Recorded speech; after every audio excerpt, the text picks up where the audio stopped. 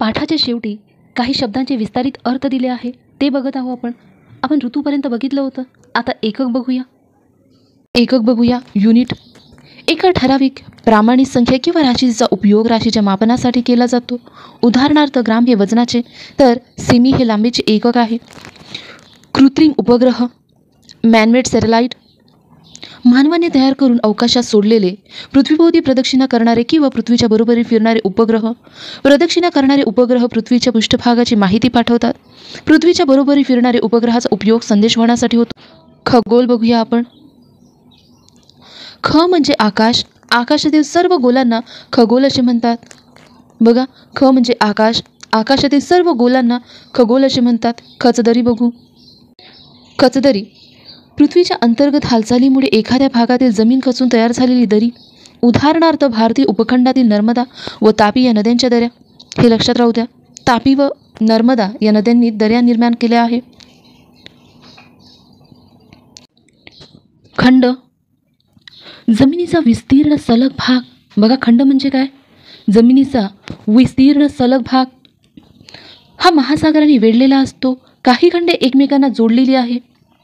आशिया, Europe, Africa, उत्तर America, दक्षिण America, Australia, Antarctica अशी 7 खंडे मानली जातात. बघा, किती खंडे आहे? 7. गोलार्ध बघूया. पृथ्वीचा अर्धा भाग. गोलार्ध म्हणजे काय? पृथ्वीचा अर्धा भाग विषुववृत्ताच्या संदर्भाने पृथ्वीचे उत्तर व दक्षिण गोलार्ध व ग्रीनिच रेखावृत्त व 180 अंश रेखावृत्त यांच्या संदर्भाने पूर्व व पश्चिम गोलार्ध असे पृथ्वीचे समान भाग विचारात घेतले जाते. बघा, हे लक्षात राहू द्या. बघा, उत्तर व दक्षिण गोलार्ध कशामुळे होतो? विषुववृत्तामुळे. आणि पूर्व व पश्चिम गोलार्ध कशामुळे होते? रेखावृत्तामुळे. 180 अंश रेखावृत्त जे ग्रीनिच रेखावृत्त म्हणतात. ग्रह बघूया. सूर्याभोवती स्वतंत्रपणे प्रदक्षिणा करणारे असे खगोल. बघा, ग्रह म्हणजे काय? सूर्याभोवती स्वतंत्रपणे प्रदक्षिणा करणारे असे खगोल की ज्यांच्यामध्ये पुढील गुणधर्म असावे लागतात. उदाहरणार्थ आकार सर्वसाधारण गोल. दुसरा गुणधर्म आहे स्वतःचे गुरुत्वाकर्षण असण्यासाठी पुरेसे वस्तुमान. आणि तिसरा गुणधर्म कक्षीय मार्गाच्या आसपासचा भाग मोकळा असावा. हे लक्षात राहू द्या गुणधर्म. ग्रहीय वारे बघूया. ग्रहीय वारे जास्त दाबाच्या पट्ट्याकडून कमी दाबाच्या पट्ट्याकडे वाहणारे, विस्तीर्ण क्षेत्र व्यापणारे व नियमितपणे वाहणारे वारे. यात पूर्वीय, पश्चिमी व ध्रुवीय वाऱ्यांचा समावेश होतो. समोर बघूया. जन्मदर. एखाद्या प्रदेशातील जन्माचे प्रमाण. बघा, जन्मदर म्हणजे काय? एखाद्या प्रदेशातील जन्माचे प्रमाण. एका वर्षात त्या प्रदेशात जन्मास आलेल्या बालकांची संख्या आणि प्रदेशाची एकूण लोकसंख्या यांच्या आधारे हा दर निश्चित केला जातो. बघा, हा दर कसा निश्चित केला जातो? एका वर्षात त्या प्रदेशातील जन्मास आलेल्या बालकाची संख्या आणि प्रदेशाची एकूण लोकसंख्या यांच्या आधारे हा दर निश्चित केला जातो. जन्मदर हा दर हजारी अशा स्वरूपात सांगितला जातो. जागतिक प्रमाणवेळ बघूया. 0 अंश रेखावृत्तावरील म्हणजेच ग्रीनिच रेखावृत्तावरील वेळ. बघा, जागतिक प्रमाणवेळ म्हणजे काय? 0 अंश रेखावृत्तावरील म्हणजेच ग्रीनिच रेखावृत्तावरील वेळ. ही वेळ जागतिक प्रमाणवेळ म्हणून मानली जाते. जगातील इतर ठिकाणच्या स्थानिक वेळा ग्रीनिच वेळेच्या संदर्भाने सांगितल्या जातात. तापमापक. हवेचे किंवा एखाद्या वस्तूतील उष्णतेचे प्रमाण मोजणारे उपकरण. तापमापक म्हणजे बघा काय होते? हवेचे किंवा एखाद्या वस्तूतील उष्णतेचे प्रमाण मोजणारे उपकरण. तापमापक वेगवेगळ्या प्रकारचे असतात. साध्या तापमापकात पाऱ्याचा उपयोग केला जातो. बघा, हे लक्षात राहू द्या. तापमापकात पाऱ्याचा उपयोग केला जातो. तारे बघूया. स्वतःचा प्रकाश व उष्णता असलेले खगोल. हे लक्षात राहू द्या. तारे म्हणजे काय? स्वतःचा प्रकाश व उष्णता असलेले खगोल. सुनामी बघूया. सागरी तळावर भूकंप झाल्यामुळे निर्माण होणाऱ्या प्रचंड सागरी लाटा. बघा, सुनामी म्हणजे काय? सागरी तळावर भूकंप झाल्यामुळे निर्माण होणाऱ्या प्रचंड सागरी लाटा. सुनामी लाटा ज्या किनारी भागात पोहोचतात तेथे मोठ्या प्रमाणात जीवित व वित्तहानी होऊ शकते. दीर्घिका. कोट्यावधी ताऱ्यांच्या व त्यांच्या ग्रहमालिकांचा एक समूह. लक्षात राहू द्या. दीर्घिका म्हणजे काय? कोट्यावधी ताऱ्याचा व त्यांच्या ग्रहमालिकाचा एक समूह. यातील सदस्य गुरुत्वाकर्षणामुळे एकमेकाशी संबंधित असतात.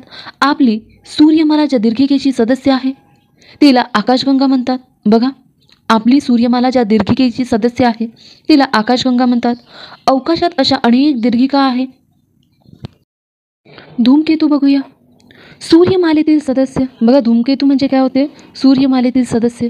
आकाशात हे लांबट पिसाऱ्यासारखे दिसतात. हा पिसारा सूर्याच्या विरुद्ध बाजूस असतो. हे सूर्याभोवती प्रदक्षिणा करतात. बघा हे सुद्धा सूर्याभोवती प्रदक्षिणा करतात.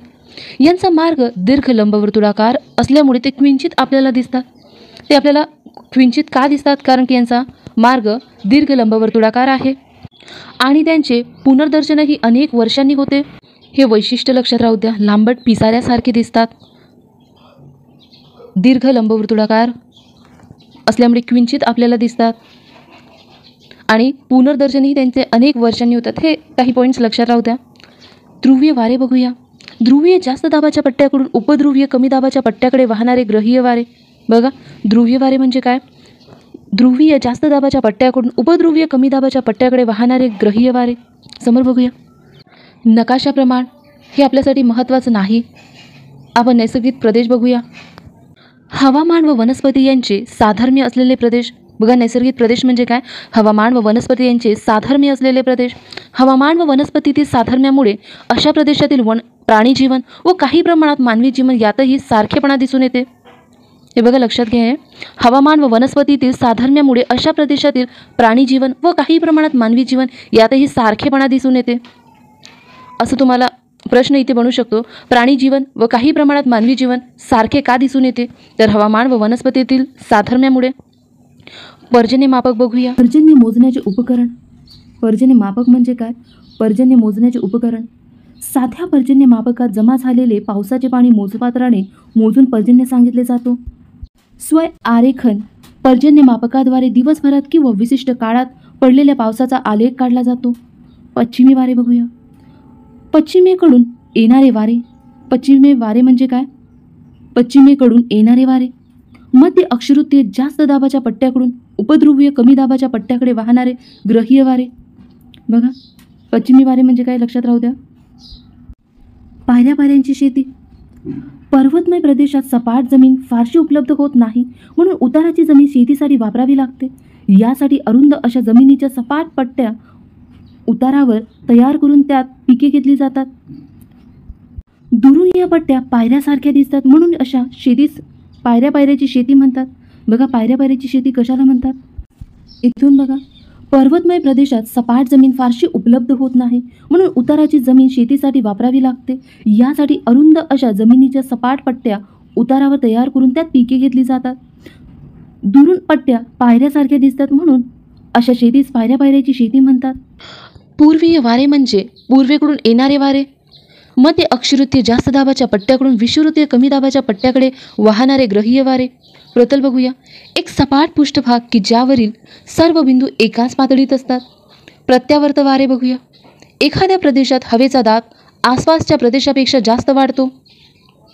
अशा वेळी केंद्रीय जास्त दाबाच्या प्रदेशाकडून सभोवतालच्या कमी दाबाच्या प्रदेशाकडे वारे वाहू लागतात. अशा केंद्राकडून बाह्य भागाकडे चक्राकार गतीने वाहणाऱ्या वाऱ्यांना प्रत्यावर्त वारे असे म्हणतात. बटुग्रह सूर्याभोवती स्वतंत्रपणे प्रदक्षिणा घालणारे लहान आकाराचे असे खगोल. बघा बटुग्रह म्हणजे काय? सूर्याभोवती स्वतंत्रपणे प्रदक्षिणा घालणारे लहान आकाराचे असे खगोल की ज्यांच्यामधील पुढील गुणधर्म असावे लागतात. कोणते ते गुणधर्म? आकार सर्वसाधारणपणे गोल, स्वतःचे गुरुत्वाकर्षण असण्यासाठी पुरेसे वस्तुमान, कक्षीय मार्गाच्या आसपासचा भाग मोकळा नसणे, जे उपग्रह नाहीत. हे वैशिष्ट्य लक्षात राहू द्या. आपण समोर बघूया. बहिर्ग्रह बघूया. लघुग्रह पट्ट्याच्या पलीकडे असलेले ग्रह. बघा लघुग्रह पट्ट्याच्या पलीकडे असलेले ग्रह म्हणजे बहिर्ग्रह. या गटात गुरु, शनी, युरेनस व नेपच्यून या ग्रहाचा समावेश होतो. आपल्याला समोरची माहिती महत्त्वाची नाही. हे नकाशाबद्दल दिलं आहे. भूवेष्टित बघूया. जमिनीने वेढलेला. बघा भूवेष्टित म्हणजे काय? जमिनीने वेढलेला. काही समुद्र पूर्णपणे जमिनीवरच आहे. ते कोणत्याही महासागरात जोडलेले नाही, त्यामुळे त्यांना भूवेष्टित समुद्र असे म्हणतात. उदाहरणार्थ अरल, कॅस्पियन. ज्या राष्ट्रांना सागरी किनारा नाही अशा राष्ट्रांना देखील भूवेष्टित राष्ट्र असे म्हणतात. लक्षात राहू द्या. ज्या राष्ट्रांना सागरी किनारा नाही अशा राष्ट्रांना देखील भूवेष्टित राष्ट्र असे म्हणतात. उदाहरणार्थ नेपाळ, भूटान इत्यादी.